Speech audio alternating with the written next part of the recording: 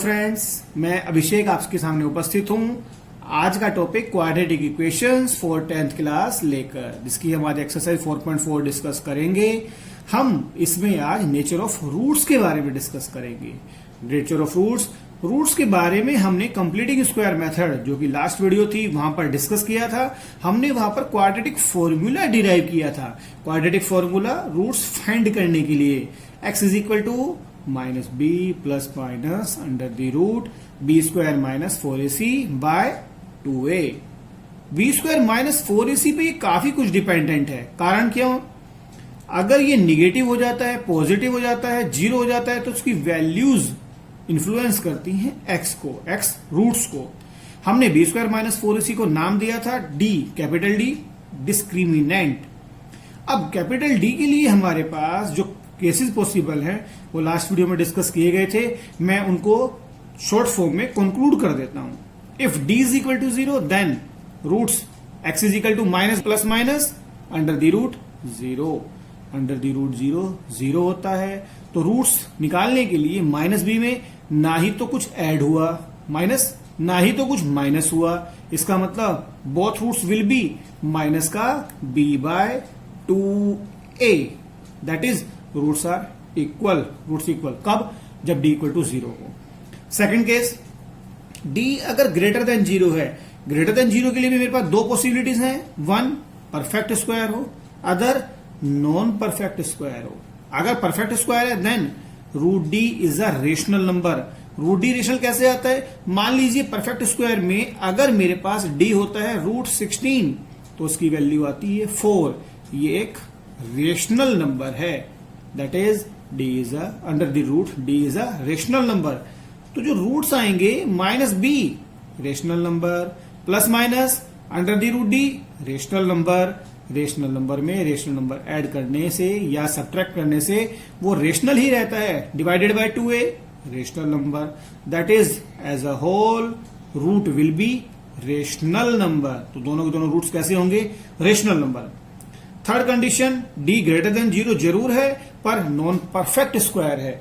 अगर non perfect square होता है तो root D is an irrational number, जैसा कि आपने चैप्टर नंबर 1 में पढ़ा हुआ है। रूट 3 को इरेशनल प्रूव करते हैं, रूट 5 को इरेशनल प्रूव करते हैं। Same condition will be here. Minus B rational, plus minus irrational, irrational. Irrational को आप रेशनल से डिवाइड करेंगे, irrational. That is roots will be irrational. इस कंडीशन में हमारे पास रूट्स इरेशनल होंगे। डी अगर लेस देन 0 है देन रूट डी निगेटिव का रूट्स हम फाइंड नहीं कर सकते। Root of a negative quantity 10th class में फाइंड करना पॉसिबल नहीं है। +1 में हम उसको फाइंड कर पाएंगे और उसका नाम होगा complex numbers. Is an imaginary number, so roots are imaginary and can not be found. आइए क्वेश्चन नंबर 1 करते हैं। Check nature of roots. हमें चेक करना है 2x square minus 7x plus 3। अगर हम इसके लिए मिडिल टर्म स्प्लिटिंग को भी करते हैं तो मिडिल टर्म स्प्लिटिंग करने के लिए आपको 3 2 6 और 6 से आपको 7 लाना है। तो आप क्या करेंगे? यहां पर a की वैल्यू 2, b की वैल्यू -7, c की वैल्यू 3। आप फाइंड करेंगे D B square minus 4ac। आपने फाइंड करना है D B square minus 4ac, और आपको पता चलेगा कि इसके रूट्स पॉसिबल हैं या नहीं है। अभी बड़ा आसान था, क्योंकि मिडिल टर्म आप स्प्लिट कर सकते थे। 3 2 6 प्लस का 6 से आपको 7 चाहिए, 6 1 6, तो 6 और 1 से आ गया। लेकिन कई सारी कंडीशंस ऐसी होंगी जहां मिडिल टर्म स्प्लिटिंग आपकी वर्क नहीं करेगी, तो आपको पहले चेक करना पड़ेगा वेदर रूट्स आर पॉसिबल और नॉट। b की वैल्यू -7 का स्क्वायर -4ac आपको मिलता है -7 का square 49, -4 2 8 3 24, 49 - 24 25। As d is greater than 0 also perfect. 25 perfect square होता है, 5 का परफेक्ट है, तो रूट्स आर रियल होने के साथ साथ रेशनल नंबर होगा। x is equal to -b plus minus root d by 2a, plus का 7 plus minus 5 by 2 2 4। First root alpha will be 7 plus 5 by 4, 12 by 4 is equal to 3 first root. Second root 7 minus 5 by 4, 7 minus 5 2, 2 by 4 half, आपका second root beta. देखिए दोनों roots real आ गए आपके पास। आप इसको middle term splitting method से भी check कर सकते हैं कि आपने ठीक किया या नहीं किया, दोनों सेम देंगे confirm. Second question, 2x square plus x plus 4 is equal to 0. Here a is equal to 2 coefficient of x square, b coefficient of x 1, c constant term 4 आपने लिख दिया। d is equal to b square minus 4ac is equal to 1 का square minus 4ac, 2 और 4, 4 4 जा 16, 16 2 जा 32, 1 minus 32 minus 31, as d is less than 0 so roots are imaginary and cannot be found। 10th class में +1 में आएंगे तो आप ये फाइंड कर पाएंगे और इसका नाम होगा कॉम्प्लेक्स नंबर्स। खैर वो 11th क्लास की बात है, फिलहाल 10th में this can not be found. अब आपके साथ में एक बात और डिस्कस ये करना चाहूंगा, एक्स स्क्वायर अगर आपको कभी भी 16 दिया हुआ है, आप 16 को लिखते हैं 4 स्क्वायर, कभी कभी 2 से 2 ऐसे एक्सपोनेंट में काट देते हैं पावर में, कभी नहीं काटेंगे क्योंकि x की अगर डिग्री 2 है there should be 2 roots of this equation. लेकिन अगर आप 2 से 2 कट करते हैं तो आपको केवल एक सॉल्यूशन x इक्वल टू 4 मिलता है। आपने ऐसे नहीं करना, एक्स स्क्वायर 4 स्क्वायर आप शिफ्ट करेंगे left hand side, X square minus 4 square is equal to 0, formula बन गया X square minus A square, then a minus B A plus B, यानी कि x minus 4 x plus 4, either first factor should be 0, x minus 4 0, x is equal to 4 first root, और x plus 4 is equal to 0, then you will get x is equal to minus 4 second root.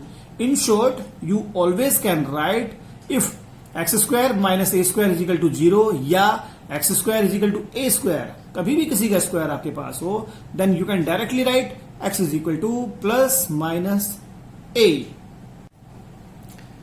Find the value of k such that quadratic equations has equal roots। आपके पास quadratic equation given है, दो separate separate solve करते हैं, k की value find करनी है ताकि equal roots हो जाएं। इक्वल रूट्स के लिए क्या होता है, for equal roots d, capital D। मैं कैपिटल D बार बार क्यों कहता हूं, क्योंकि छोटा डी भी होता है एक जो कि कॉमन डिफरेंस होता है, एपी में आएगा अर्थमेटिक प्रोग्रेशन, ये आप मेरी जो नेक्स्ट वीडियो है उसमें देख सकते हैं। Capital D B square minus 4ac is equal to 0। अब आप फर्स्ट पार्ट कंप्लीट करते हैं, here a is equal to 2, b is equal to k, c is equal to 9/2, D की value B square minus 4ac, B का मतलब k square minus 4a2c 9/2, that should be 0 because roots are equal. तो आप इसको लिखेंगे k square, 2 से 2 cut हो जाता है, 9 4 जा 36, k square minus 36 is equal to 0। देखिए पुरानी वाली कंडीशन हमारे पास आ गई है, k square minus 6 square is equal to 0, तो हम नहीं लिखेंगे k इज इक्वल टू 6, ये बहुत बढ़िया चीज नहीं है। आप स्क्वायर से स्क्वायर कैंसिल नहीं करेंगे, आप लिखेंगे k square is equal to 6 square means k is equal to plus minus 6। आपके पास दो वैल्यूज आएंगी, आप चाह रहे हैं तो फैक्टराइजेशन मेथड से लिख सकते हैं या डायरेक्ट लिख सकते हैं, दोनों सही होंगे। सेकंड पार्ट, यहां पर क्वाड्रेटिक इक्वेशन डायरेक्ट फॉर्म नहीं है, आपको ये बनानी पड़ेगी। कैसे बनाएंगे आप, मल्टीप्लाई करके, K X square minus 2kx plus 6 is equal to 0, here a is equal to k, b is equal to minus 2k और c इज इक्वल टू 6। आप फीड करेंगे b स्क्वायर माइनस 4ac जो कि d होता है equal to 0, b का square minus 2k का square minus 4a k होता है, c 6 is equal to 0, minus 2k का स्क्वायर 4k स्क्वायर माइनस 4 6 जा 24k is equal to 0, 4k आप कॉमन ले लीजिए, k minus 6 is equal to 0। अब अगर मैं 4k से डिवाइड कर दूं तो मुझको वैल्यू मिलती है k इज इक्वल टू 6, जो बहुत बढ़िया बात नहीं है, अप्रोप्रिएट नहीं है। क्यों नहीं है, degree 2 means we should have 2 solution. तो हम कभी भी किसी भी फैक्टर से डिवाइड नहीं करेंगे। हमें लगता है यहां डिवाइड कर दीजिए, के की वैल्यू आ जाएगी, नहीं, गलत बात। 2 फैक्टर्स 2 सॉल्यूशंस, डिग्री 2, 2 फैक्टर आएंगे, 2 सॉल्यूशन जरूर आएंगे। तो आप करेंगे 4k is equal to 0, k is equal to 0। First solution k minus 6 is equal to 0 और आपको मिलता है k इज इक्वल टू 6। अब k अगर 0 हो जाता है तो देखिए एक्स स्क्वायर का कोफिशिएंट 0 हो जाता है, then it will not be quadratic.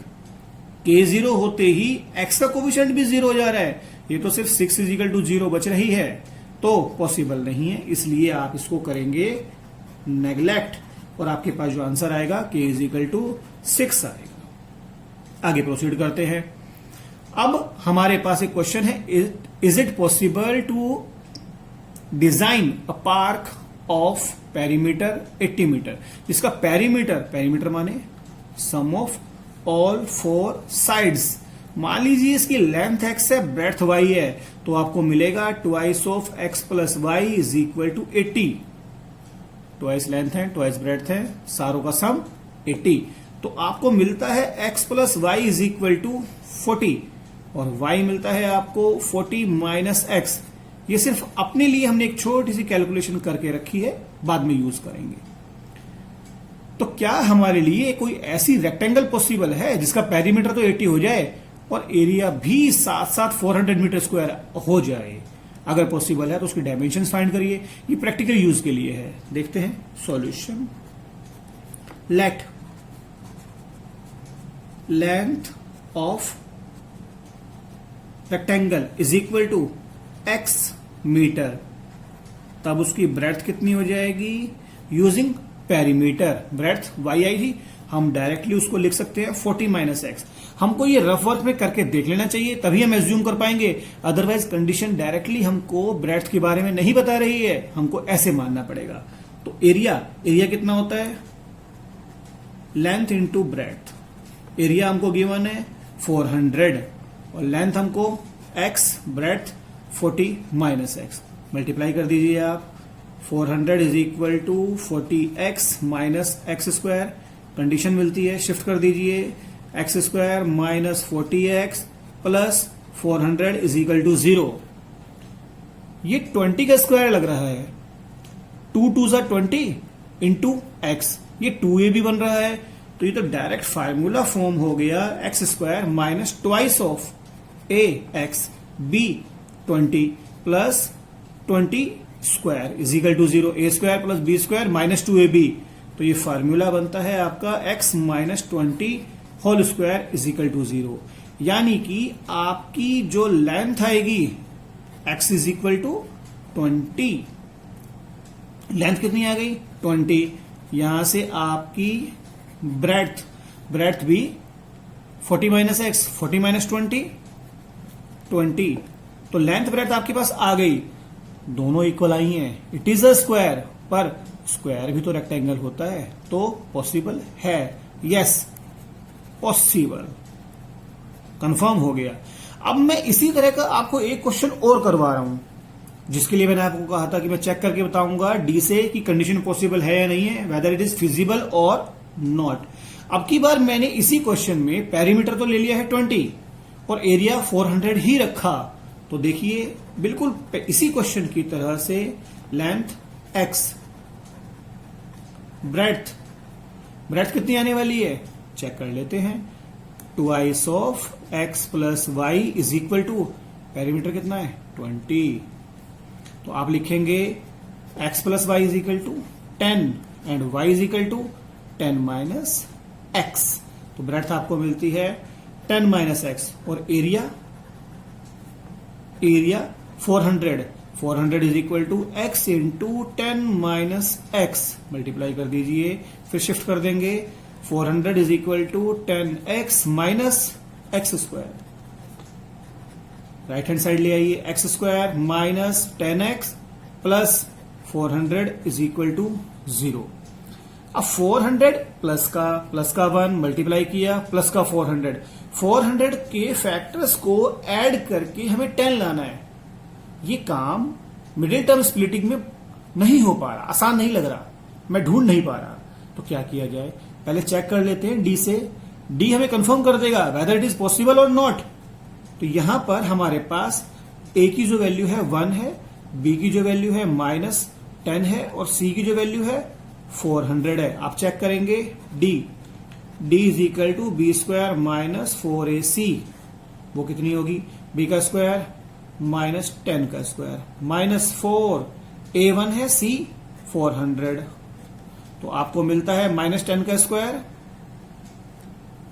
100 minus 4 4 जा 1600, 100 माइनस 1600 माइनस का 1500 कैसा आया, नेगेटिव।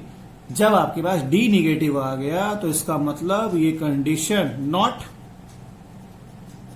फिजिबल, कंडीशन पॉसिबल नहीं है। तो इस तरीके से हम अपनी प्रैक्टिकल प्रॉब्लम्स को भी चेक कर सकते हैं।